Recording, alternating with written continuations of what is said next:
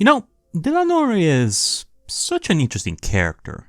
Like, when you look at her in the context of Umineko, she feels like the most detached from like the main story that is happening with the Ushiromiya family and everything that happened on Okenjima, but at the same time, you just cannot imagine Umineko without her.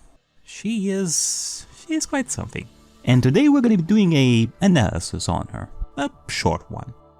See what she's about and the role of the Knox commandments in Umineko and in real life as well, and the connections that can be made between Dlanor and the real life Ronald A. Knox. Without further ado, let's get to it. Let's go over some general description about Dlanor right over here. Her occupation: Dlanor A. Knox, Chief Inquisitor of Eisenjungfrau, 7th District Repentance Enforcement Agency of the Great Court of Heaven. She enforces the commandments of Knox's Decalogue. She is a Chief Inquisitor of Heresy and First-Class Archbishop. One interesting thing that can be said about her special role in Eisenjungfrau is that even though Inquisitors of Heresy exist to judge whether a target is sentenced to death or not, Head Inquisitor is one who is sent to execute after the case already is decided by the Great Court to be, death and such. So Dlanor being sent already means that the target is sentenced to death anyway. Which is kind of bad if you are to see Dlanor come after you in a case. Some of her titles are Dlanor of the 10 Wedges and Death Sentence Dlanor. Okay, so one of the main reasons why I decided to do this analysis video for Dlanor is to see this relationship between her and her father, which I touched upon a little bit in my Ariakey video like last year. And so I wanted to see what's up with that in accordance with the real life Ronald Knox. So here's the thing. Her father apparently is described as a legendary Inquisitor of Heresy, and he broke the rules and he was executed. The interrogation and execution were performed by his daughter, Dlanor, which as a result had made her stop growing, both body and mind remaining eternally that of a little girl. It is said that her heart also died at that moment, but she does not see it that way. So the idea is that Dlanor stopped growing after executing her father. In that sense, she can actually be seen as the literal embodiment of Knox's commandments. In real life, Knox broke his own commandments in his later works. Well, break as in not necessarily that, oh my god, he was following his rules to a T and then he decided to break them and then I was like, nah. It's mostly that Knox, he was the main reason for the creation of the commandments / the rules for detective fiction. It's not necessarily that he always followed them. And, in the context of Umineko, it is the equivalent of the Great Court having Dlanor execute him. In real life, Knox died of cancer, which can be equated to the execution of Knox in Umineko, although there is this one point that one of my pals did, where apparently while he was writing like detective fiction and all sorts of stuff, at some point he was forced to go back to priesthood, which would technically be considered the equivalent of the god having a hand in his execution in Umineko. That is also a parallel that can be said about him. And despite that, whether it's because of the cancer or because of going back to priesthood, because of all that, he never got to change his commandments, which means that Dlanor herself stays a child. Like, she cannot grow because her father died.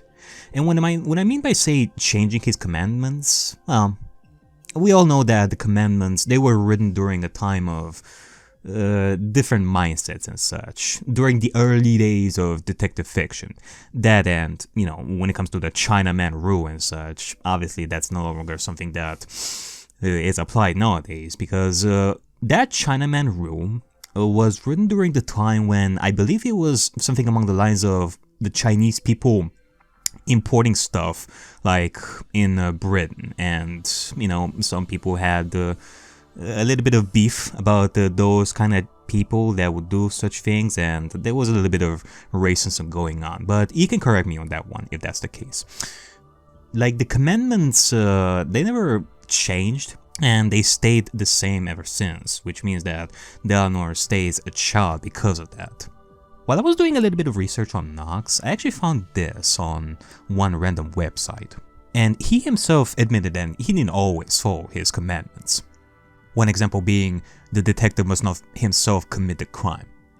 Now, this is interesting, considering that Dlanor is seen working with Ariakey, who she herself is a detective and, well, a murderer in episode 6.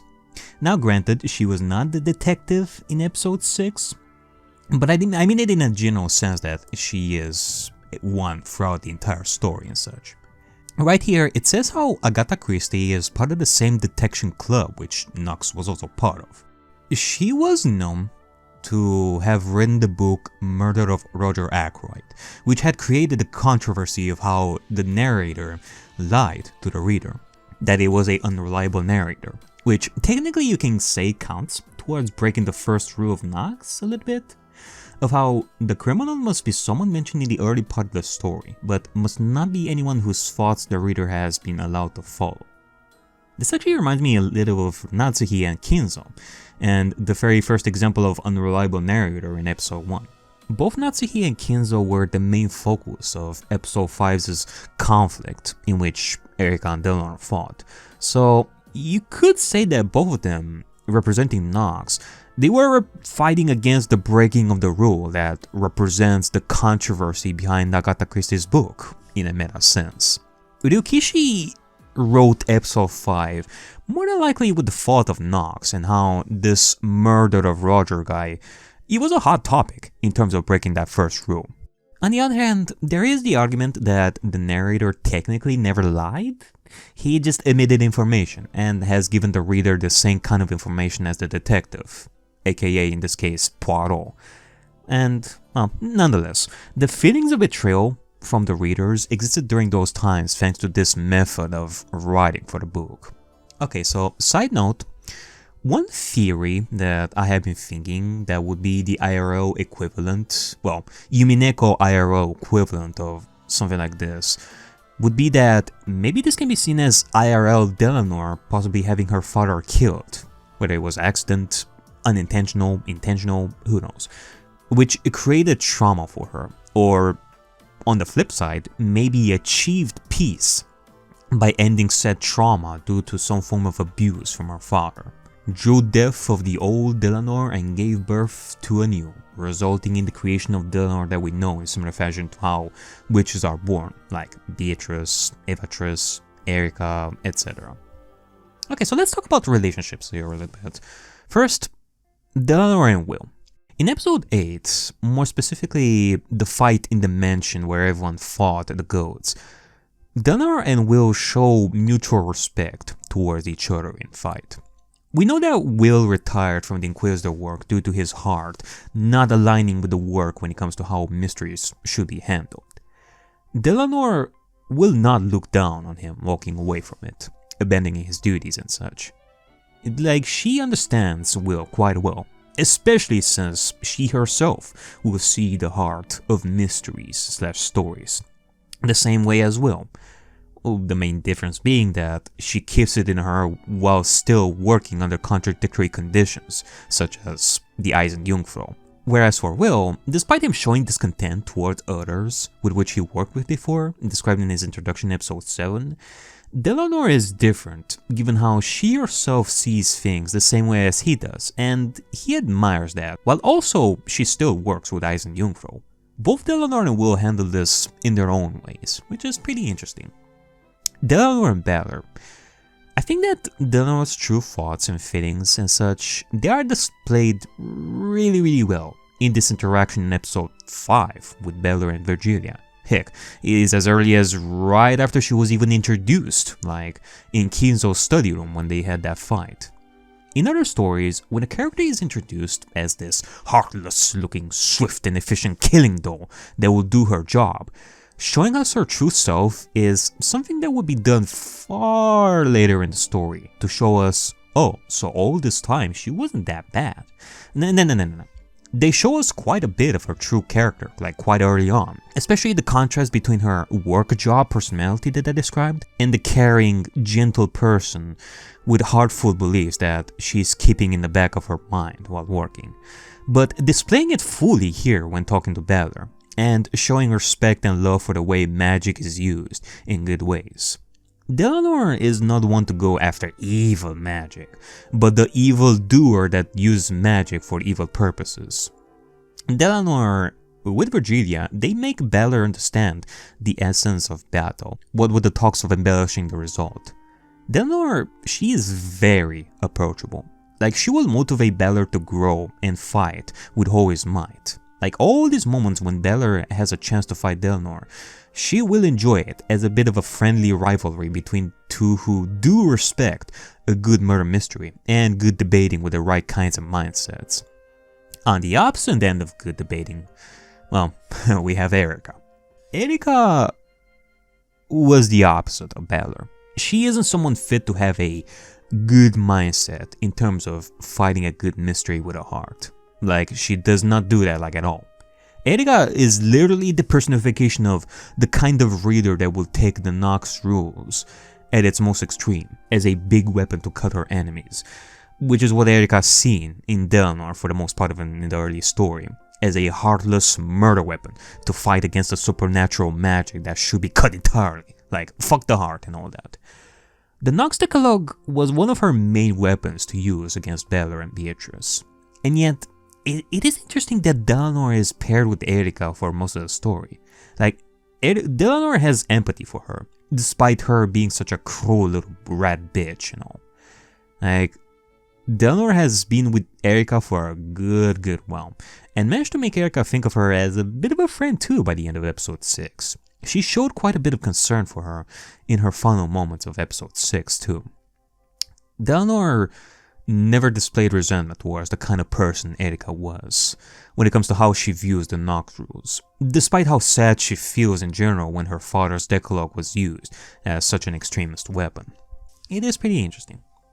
Okay, let's look some more about Dlanor and the Knox commandments. In episode 5, as much as the commandments are mostly seen as restrictions for the authors when writing their stories, it is also useful for the reader too, to make you think twice about the story you are reading.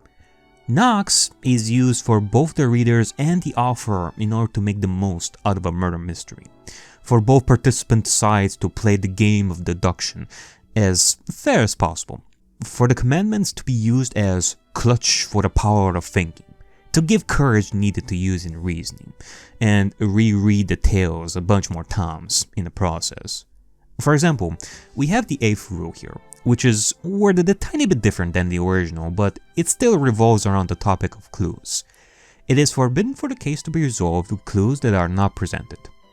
This isn't just for the reader to avoid making baseless thoughts with no evidence behind, but for the author to also have to bring in clues in the story, which in turn it will lead to a solution. So, as long as there are clues, it means that there is a solution, which is good, because there may end up being situations where a reader, like Balor as an example, may end up giving up because they think there is no solution. No. As long as there are clues, there is a solution. Another example that is brought up in the exact same conversation is what Virgilia says right here. Like when it comes to the detective announcing that they discovered who the culprit is. What does this mean? It means that when a detective announces something like this near the end of the story, it can be considered like a one last pit stop for the reader to go through all the clues, through all their thoughts, like reorganize, recontextualize everything, and solve the mystery of who done it.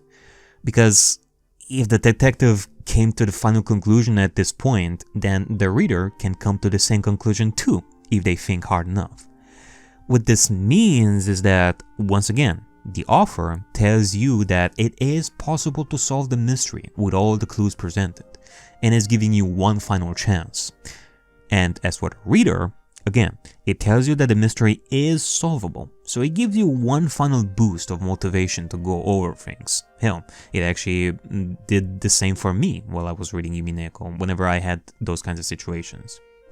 If you are to look at Knox like the 9th rule of Knox in Umineko, not the original. Again, Umineko has changed some rules. Like the Umineko 9th Knox rule. The author is permitting you, the reader, like the observer, to reach your own conclusion. As for the reader, well, it tells you that the table is all yours for you to put your reasoning. You will never be denied the chance of putting your thoughts on.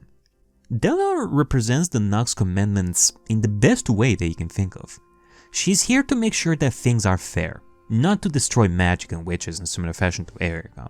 She's therefore better to be put in the right direction to reach Bato's heart. Like, she's there for Ariakey, for the future chance that she will eventually reach some peace of mind and view things with a bit more heart.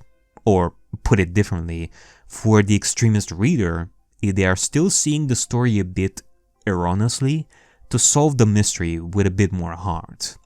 And she's there for Beatrice when the episode Our Confession happened, and gave her thoughts about the story. Dlanor represents what the true intention behind Knox was always meant to be. To put the readers and authors of murder mystery on the right track in order to achieve better experiences, and not have the experience of reading a good story all become mundane or extremely distasteful. In that sense, in similar fashion to Virgilia really, Dlanor was very much a necessary character for our heroes to reach a good ending through all this. She is a good representation of an author who will use the Knox as a way to empower the characters and the readers / the observers to do better. And also, she is a good representation of a reader that will trust the author and challenge said mystery with a good mentality. Alright, so one thing to end this little analysis session right over here is this funny little comment that one of you dear viewers wrote in one of my posts like last year, and that is about Dlanor.